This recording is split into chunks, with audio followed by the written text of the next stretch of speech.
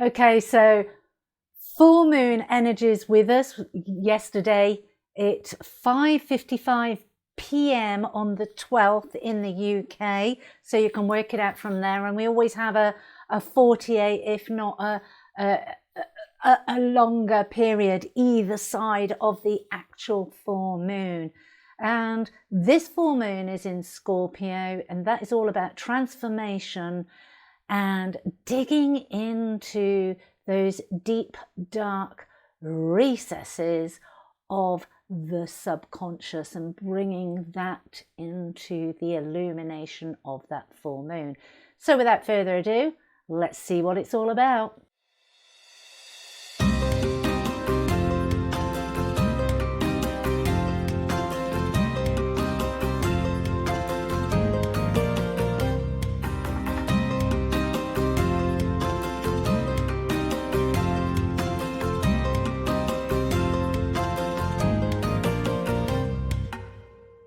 Hi and welcome to Oaklaw Door. For those of you that don't know me, my name is Claire Attio. For those that are returning subscribers, thank you, thank you, thank you. And the full moon in Scorpio. And for me, it's okay because I am a Scorpio. I don't really kind of take any notice of it. I know when I first started my journey, I found the full moons, the new moons, quite challenging with the energies, but having spent a decade plus years digging in to those dark, deep recesses, it's not too bad. But for those of you that have just started, or for those of you that have been procrastinating, or for those of you that is like, nope, not going there, you're going to find it uncomfortable. I'm not going to, and I don't say that out of malice. I say that with love. This full moon, with all the other energies that are going on, you're going to find it uncomfortable. And so if you know that there is trauma there, unhealed trauma that feels too overwhelming, feels too painful, and you don't feel ready to do it yet, that's okay. But acknowledge it. Acknowledge it to yourself, acknowledge it to your spiritual team, acknowledge it and write it down and come back to it when you are ready. But also do something smaller so you can be seen by the energies, the universe, your spiritual team, your ancestors, that you are taking steps towards addressing it. That will soften the blow a little. And it's, do you know what? I think the biggest thing is our imaginations when we've got stuff there that we know we don't like. And let's be honest, who's going to take themselves when they know it's going to make them scared, it's going to be painful, it's going to be this, it's going to be that, all the negative emotions that we can imagine. Nobody in their right mind would take themselves there. But the one thing I can say from personal experience is when we allow it to fester in the recesses of our subconscious, it just gets bigger. It's like hearing a bump in the night and then lying in bed with the covers like this. What was that? What was that? What was that? What was that? And the imagination running wild instead of just going, that's strange, and turning over, or going, that's strange, I need to investigate. And it's that one that we're looking to doing with the energies of this full moon. This, I need to investigate. Doesn't mean that you have to do it and deal with it right there and then, but it is about investigating. What is there? How big is it? Can I do it alone? Do I need help? And that help can come in all sorts of forms. You can read a self-help book on healing. You can go and see a practitioner. You can go to a more generalized sound healing workshop or a breath workshop, or you can go take yourself on a retreat, whether that be yoga, whether that be mantra, and chant, or whether that be shamanic. I mean, there's the variety exists out there. It's about tuning into yourself and seeing, okay, what is going to be nurturing whilst I'm going through this process? What's going to be supportive whilst I deal with this? And it's being open and allowing yourself to see that and feel that information come in. And I hesitated a little bit because Spirit went, tell them about the rule of 3, because I always use a rule of 3. My whole healing journey was a rule of 3. All my new experiences, many of the modalities that I've trained in now stemmed from me being on my healing journey and getting an inclination, I think that might be good to deal with X, Y, and Z, and then that coming onto my radar 3 times. Maybe I seen it in a social media post, and then I was having a random conversation with somebody else and they said, oh, I went and did blah, blah, blah. It was really good. Or it was a talk show on the radio or a podcast. Rule of 3, it comes in once, comes in twice, comes in 3 times. I've always taken action on it, and it's always steered me 100% in my correct direction. Feel into it. The spiritual journey is all about being authentic and honest with yourself so that you can then show up authentic in the world. And it doesn't always have to cost. We always think of, oh, I need healing. Oh, I need to go and see this therapist. Oh, well, if I need 6 sessions of that, that's Ecky's £100 gone out the window. It's not, sometimes, yeah, you do need that. But it's not about it going out the window. You think of it as a personal investment. If you were doing home repairs or buying a new piece of furniture, you're investing, and this is about investing into yourself.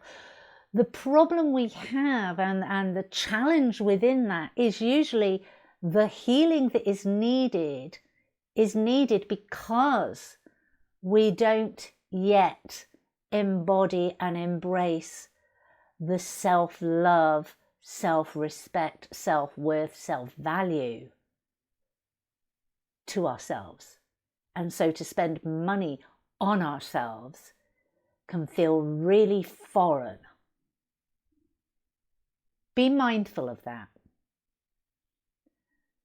As I said, most of my healing was done, and many of the practitioner courses that I actually did were done because I'd been and had a session and I was blown out the water, usually with 1 or 2 sessions. And then I ignited that healer within me, which inspired me to go and learn, first from reading books and collating lots and lots of information, and then going and doing the practitioner's course. And so any of the extra work that needed doing, I was able to do myself. And so not only did I have my practitioner certificate, but I was also doing my own healing. So yes, it cost me, but I was able to balance it out. And in doing so, I was then able to start balancing out that self-love and that self-care. I was teaching myself about reciprocity, about not overgiving, overextending. All these things, these were all part of my journey. The things that you're doing that are dysfunctional for you could be very different. Own them. And even if you've not yet dealt with them or started to bring balance to them, take ownership of them. Not in the way that puts you down, but in a way that goes, yeah, I need to do that. I'm still there. I'm a work in progress. And that's okay. But these energies that are with us, the other aspect of it is, yes, it will take you to those dark recesses of your subconscious, which is phenomenal. Full moons are fantastic for that. But also what I've noticed with these energies, and with the energies previously and the energies that are coming, is that starting to stand in to the power of what we want to create and getting clear on that. And it's interesting because I listened to a tarot reader, Linda Likes Tarot, phenomenal young woman, but she was actually saying a couple of days ago how she is so tired of karmic energies trying to instigate their onto the readings, and I've thought it for some months, but she actually said it. I thought it, she said it, and how it feels like with many readers, these karmic energies, and remember, karma is only lessons, but these energies that don't want to let go, infiltrating the readings, and it being about all the lower vibrating stuff, and it's taking away from the actual energies that are with us, which is that much higher vibration of creation, stepping into that joy, stepping into that happiness, stepping into that, okay, we're in a new era. What do I want to positively create for myself and to be of service? And this is coming in with this full moon. I nearly said new moon then. This full moon in Scorpio, because remember, Scorpion's all about transformation. It's all about the phoenix rising. It's burning away one layer that no longer functions for you and re-emerging. And that will look different for everybody because you'll all be in a different place and a space within those time cycles.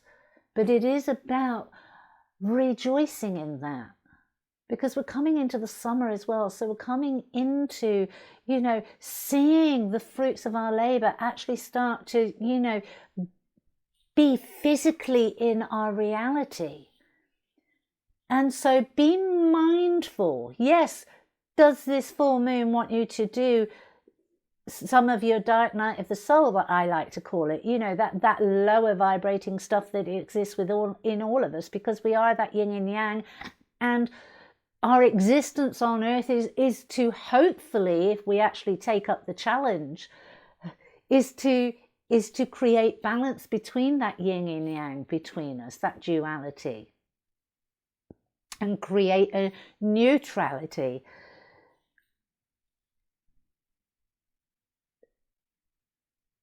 Take some time in stillness. And if you need a guided meditation for that, I put one out a couple of weeks ago to help you to get into that stillness. And allow the messages to come in.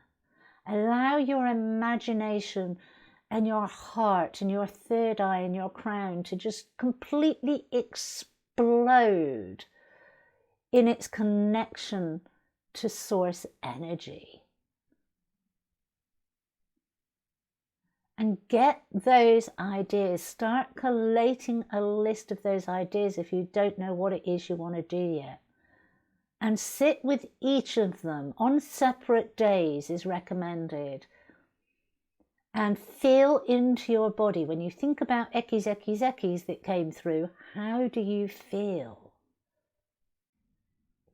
Is it comfortable? It's good if it is. Makes life a little bit easier, but is it too comfortable? Do you need to push out of that comfort zone? Is it going to expand you on all levels, mind, body, soul? Is it of service to others? And if it's a service to you, then for sure it will be of service to others. Just allow yourself to sit with that list. And maybe even mark it 0 to 10, 10 being you felt amazing. And then come back to it a little while later after you've gone through that list and just double checking it before you start taking action. It's about creating the life you want, creating and stepping into the person you know you are as a soul being. I say you know you are, but that is a little bit that you know you can be, because very often we can't always see the full extent of who we are, and sometimes we're not even meant to. But definitely step into the person that you believe you could be. So there are some beautiful, beautiful energies. Take advantage of them. Let's create a world where lack becomes something of the past, where fear almost becomes eradicated because lack is in the past. Doesn't mean that life won't have challenges. There will always be challenges. But let's start changing the paradigms of those challenges rather than recycling the same-ish generation after generation after generation after generation for millennia. If you've liked the video, hit that like button. If you've not yet subscribed, then please subscribe and hit the notification bell to be notified when new videos go up. Until next time, beautiful souls, blessings.